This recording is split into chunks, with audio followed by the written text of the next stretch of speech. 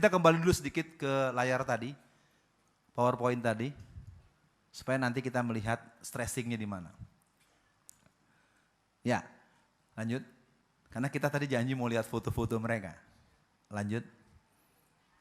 Ya, nah ini yang bernama Dita Indahsari.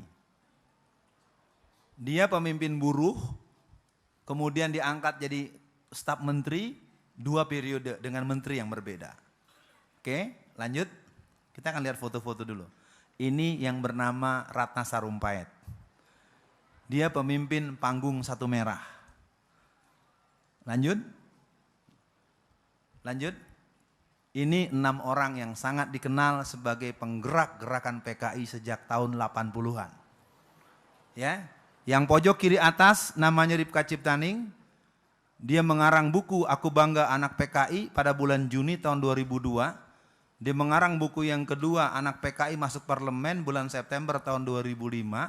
Dia mengarang buku 50 tahun Anak PKI bulan September tahun 2008. Dia mengarang buku yang berjudul Menuju Jalan Perubahan tahun 2012 untuk menjadi buku pedoman pemenangan Gubernur Jakarta yang berasal dari Solo, yang sekarang jadi presiden.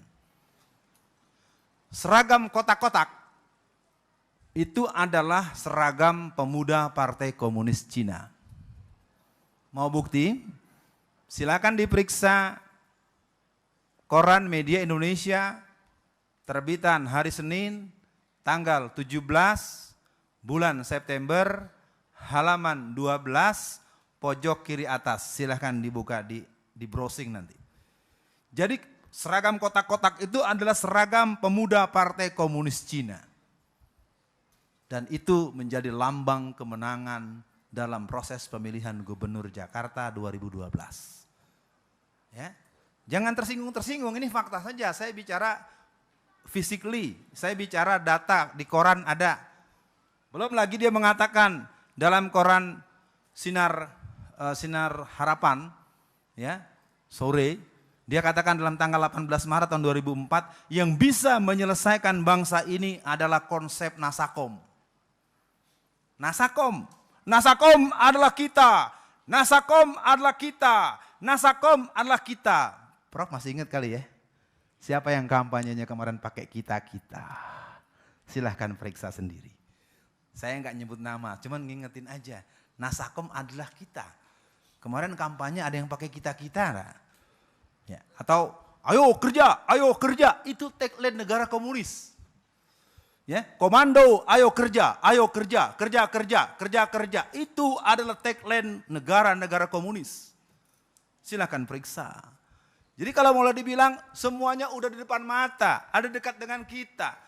Lalu kemudian disampaikan ada yang tidak terima. Persoalannya adalah mau kita tutup fakta sejarahnya atau ceramah ini diberhentikan karena dianggap memberatkan buat pemilik tempat maupun para pendengar. Saya tidak tahu. Yang jelas saya harus menuntaskan sampai tanya jawab. Lanjut. Sebentar. Orang-orangnya belum semua ini. Ya, biar jelas, siapa-siapa aja, jangan cuma lihat gambarnya aja. Yang tengah bernama Budiman Sujatmiko. Dialah yang menggolkan undang-undang desa. Undang-undang desa itu adalah skema undang-undang desa mengepung kota.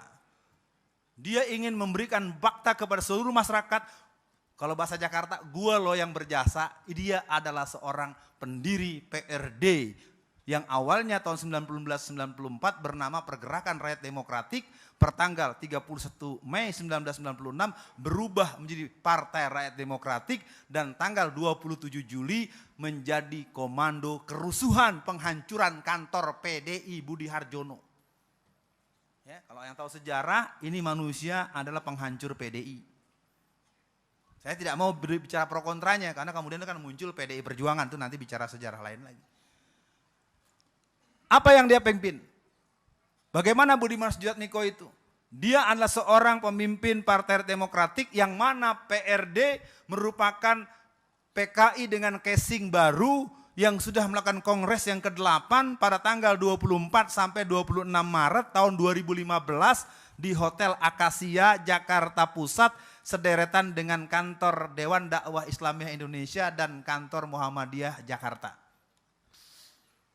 24 sampai 26 Maret 2015. Di Hotel Akasia Kongres yang ke-8.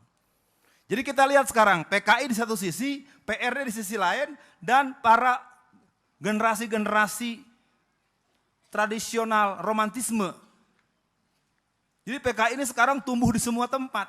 Sekarang ada yang jadi gubernur, ada yang jadi bupati, ada yang jadi wali kota, ada yang jadi staf menteri. Yang menteri disimpan dulu nanti buat 2019. Jadi pemilu nanti dengan adanya menang di gelombang pertama pilkada serentak ini, nanti pilkada serentak lagi tahun 2017, 2019 negara ini adalah negara demokrasi yang komunisme. Memang tidak mudah untuk mendengarnya. Saya tahu omongan saya akan menimbulkan resistensi.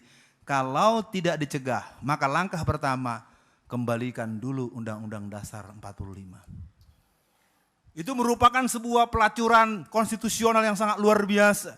Ketika pasal 6 dirubah dengan doktrin gereja oleh Profesor Dr. J.E. Sayetapi.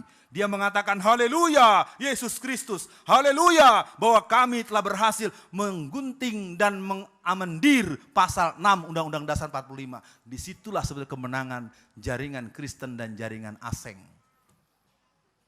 Mengerikan memang. Tapi karena gerakan konstitusi seperti ini menjadi sesuatu yang tidak didalami dengan baik, sekarang semua terlolong-lolong. Kita berada dengan sebuah negara yang sistem ketatanegaraannya tidak mendukung dinamika dan kesejahteraan masyarakatnya. Kita kembali ke layar tadi. Nah, yang sebelah kanannya namanya Andi Arief. Andi Arief ini adalah seorang yang pernah menjadi staf menteri, dia menjadi komisaris PT Pos dan pernah menjadi ketua BNPB. Satu hari beliau telepon saya. Saudara Alfian, Anda hati-hati, Anda akan saya tangkap. Karena Anda telah mencemarkan nama baik saya. Waduh, takut juga kan mau ditangkap Pak. Aduh ditangkap gue ini. Maaf ya Pak, ini siapa ya, nggak kenal sama nomor ini, maklum saya rakyat biasa. Saya Andi Arief. Anda telah mencemarkan kemana-mana Anda sebut nama saya. Andi Arief anak Lampung. Kan lu sendiri yang bilang, I'm is young generation PKI. Oh, Anda masih ingat aja sama saya, kalau gitu tahu sama tahu aja lah. Katanya mau nangkep, nggak jadi ya. Jadi sekali lagi para hadirin, memang mereka ini sekarang pede. Ekonomi makmur, jadi pejabat. Ya kan pertanyaannya kenapa kader-kader muda PKI ini bisa jadi orang penting. Sementara pemuda-pemuda Islam yang punya jiwa tauhid, yang punya sambungan dengan Masyumi, yang punya sambungan dengan NU, yang pernah bekerja sama pada awal-awal pembentukan Bintang Bulan Masyumi Palu Arit PKI. Kan gitu ya. Pasti ingat itu zaman-zaman 50-60an. Jadi yang namanya Andi Arief ini ternyata dialah yang bernama Mirah Mahardika. Setelah Musso gagal tahun 48, Musso menyerahkan kepemimpinan kepada Dayan Aidit, Dayan Aidit gagal menyerahkan kepada Sudisman yang kita bacakan tadi, Sudisman menyerahkan kepada dia. Jadi kelompok komunis itu memberikan penyerahan tugas yang tuntas. Kalau kelompok Islam, saya mohon maaf, sering gazebo. Enggak jelas Bo, enggak ketahuan. Sekarang muncul seorang Alfian Tanjung menjadi orang yang bicara banyak soal PKI, kalau bahasa Jakartanya siapa kamu, siapa lu. Nah paling tidak saya coba tuntaskan ke gambar-gambar yang 6 ini saja dulu. Ya.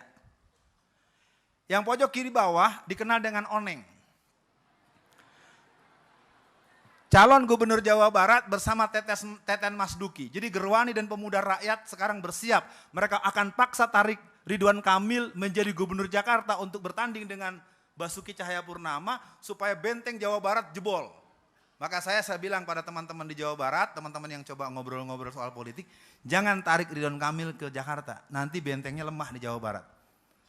2002 dia adalah orang yang terang-terangan telah masuk pada jaringan komunis internasional. Dialah yang bersama dengan Ripka Ciptaning, ya si Rike ini dengan Ripka Ciptaning tadi yang hadir dalam peristiwa Pakis Ruyung di Banyuwangi hari Kamis tanggal 10 bulan Juni tahun 2010 dia mengadakan kerusuhan dengan mengundang keluarga besar PKI untuk datang ke sebuah tempat yang disepakati di Banyuwangi. Yang kesasar FPI. Saya bilang nih jangan-jangan ada anak kecil jatuh, bubarkan FPI gitu. Ya, nggak nyambung. Yang bubarkan mereka orang lain, yang bubarkan mereka gerakan lain, kok tahu-tahu FPI yang disalahkan. Ya, jangan-jangan ntar ada nenek-nenek jatuh tertabrak beca, aduh nenek-nenek, bubarkan FPI. Ini kan sering terjadi hal-hal yang nggak nyambung. Ya, di Banyuwangi itu yang saya tahu dari beberapa upaya saya akses kepada pusat FPI, nggak ada pengurusnya. Oke, kita tuntaskan gambar tadi. Yang tengah mesti kenal kan? Dia manusia dengan dua fungsi. Fungsi pertama adalah Komandan Brigade Yesus Indonesia bagian timur. Dan kedua, dia adalah seorang tokoh anggota DPR yang partainya antara yang diculik dan menculik satu partai. Ya, yang ngerti bisa senyum, yang tidak ngerti susah senyum. Apa ini maksudnya? Udah dulu lah ya.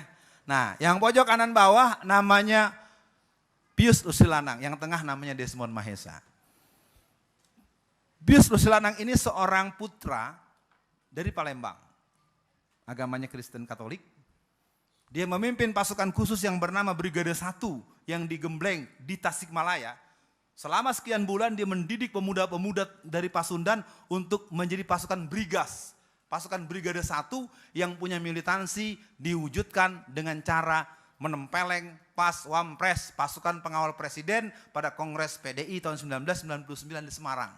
Saya tanya pada jamaah, yang namanya pasukan pengawal presiden itu sipil apa tentara? Logis nggak seorang tentara ditempeleng sama satgas partai? Tidak logis, tapi kejadian. Yang mimpin yang tadi itu, si Pius. Dan Pius sekarang juga bergabung dalam partai yang menculik dan diculik satu partai.